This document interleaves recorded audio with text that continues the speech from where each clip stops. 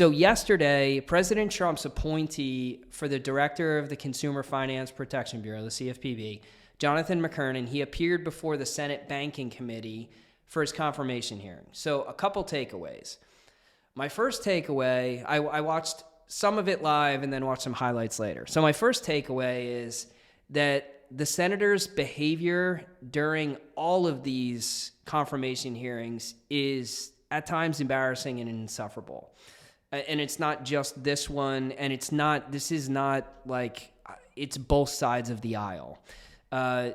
They bully, they interrupt, they oftentimes ask questions that aren't very well informed or maybe are kind of stupid, like they don't actually understand the function of the person that they're interviewing. That happened a couple times yesterday with Pulte, where he's going to run the FHFA, and they were asking him about FHA loans, which is managed by HUD, or governed by HUD or overseen by HUD. So I don't know, that makes it difficult to watch at times and also kind of entertaining.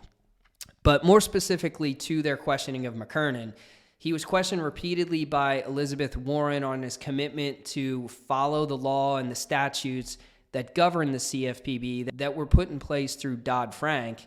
And he repeatedly responded in a very strong way to say, yes, that I'm going to follow the law, follow the statutes that are put in place.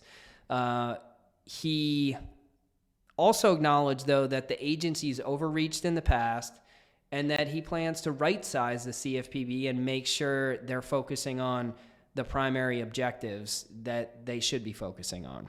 Concerns were also addressed about the future of the Bureau, and he did assure the senators that if appointed, he will not shut down the CFPB, and he will continue to work to streamline its operations, but perform the functions that the CFPB is there to do.